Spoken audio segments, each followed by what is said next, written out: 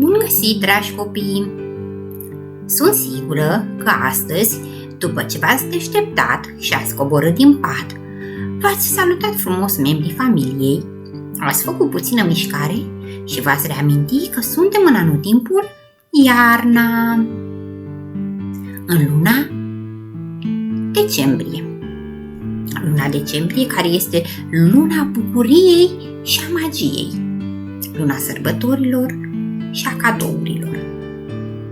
Vă invit ca în această perioadă să dăruiți cât mai multă bucurie celorlalți, deoarece ea se va întoarce la voi însutit și astfel veți fi fericiți.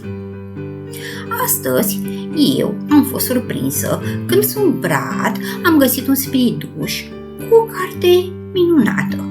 Cartea era de fapt cartea lui Moș Crăciun.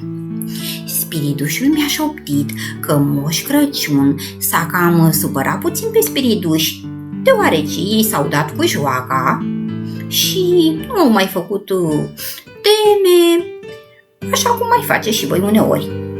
Au început să nu mai vorbească foarte corect, au rămas în urmă cu pregătirile pentru Crăciun și asta este foarte rău. Spiritușul vă roagă pe voi, dragi copii, să-i ajutați să termine treaba la timp, să termine podoabele pentru brad, dar și să-i mai ajutați cu despărțitul în silabe, cu găsirea sunetului inițial sau final. Tot ce trebuie să faceți se va afla în această carte. Eu cred că voi sunteți de acord ca noi să-i ajutăm pe spirituși. În această imagine avem un ren. Trebuie să despărțim cuvântul ren în silabe. Ren. Cuvântul ren are o singură silabă. Dacă pronunțăm ren și suntem foarte atenți, vom observa că sunetul inițial este sunetul r. Voi cunoașteți cu toții de la r. R de la rac. R de ra, rățușcă, rândunică. În această imagine avem mănuși. Vom pune mâna sub bărbie și vom despărți acest cuvânt în silabe. Mănuși. Cuvântul mănuși are, ați ghicit, două silabe. Cu ce sunet începe cuvântul mănuși?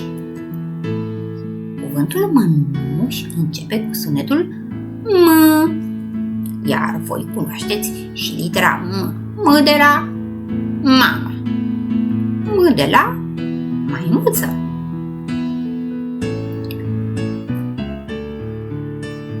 În această imagine se află un clopoțel. Clopoțel. Punem mâna sub bărbie și despărțim cu toții ca să ne audă și spiritușii. Clopoțel.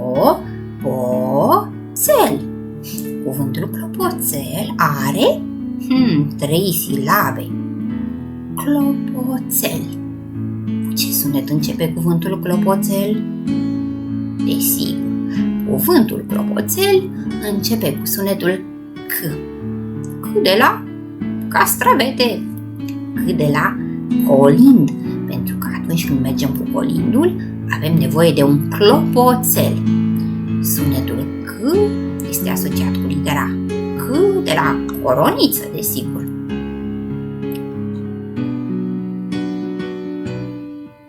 În această carte se ascund și câteva ghicitori, dar voi sunteți isteți și veți găsi deslegarea lor, iar spiritușii vor fi fericiți.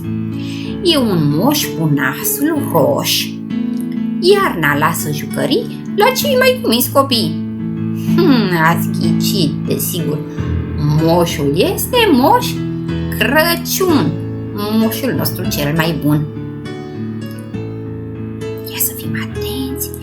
Albă ca și creta, moale ca și lâna, ușoară ca pana, piere ca spuma.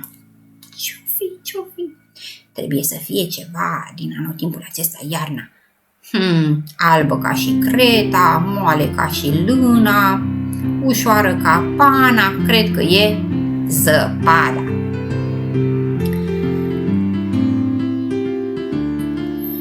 om făcut de mâna mea, cu ochi negri și lulea, nu-i nici viscol, nu-l răstoarnă că e sprijinit de iarnă. Acesta este un om de zăpadă. Acum spiridușii au o nouă încercare. Ei nu se pricep prea bine, dar noi cu siguranță știm să pronunțăm corect. Eu spun una, tu spui multe, eu spun multe, tu spui una. Eu spun un brad. Voi spuneți mai mulți brazi. Eu spun brazi, voi spuneți brad. Eu spun un fulg, voi spuneți mai mulți fulgi. Eu spun o sanie, voi spuneți mai multe sănii. Să vă povestesc și despre pățaniile lui Moș Crăciun. Imediat vă voi recita o poezie, iar voi puteți să o învățați, pentru că atunci când vă veți întâlni cu Moș Crăciun, să știți să-i recitați frumos această poezie și astfel să primiți darurile mult dorite. Pățaniile lui Moș Crăciun. Moș Crăciun e bun și ar vrea daruri tuturor să dea. Dar v-ați întrebat vreodată dacă este complicată toată misiunea lui? Veți afla că simplă nu-i. Când se îndreaptă spre copii, are și peripeții. Într-un an, mergând prin sat, sania i s-a stricat. Altădată bietul moș a rămas blocat în coș. Și într-o iarnă am auzit că un ren i s-a răcit. Însă, cât i-ar fi de greu, este zâmbitor mereu. Și eu doresc ca voi să fiți copii veseli și zâmbitori și vă mai rog ca atunci când aveți timp liber și părinții au timp liber, să-i rugați să vă ajute în a realiza mici decorațiuni pentru brad și astfel spiritușii noștri să fie fericiți că și-au terminat treaba la timp, pentru că sunt așteptați de toți copiii. La revedere! Pe curând!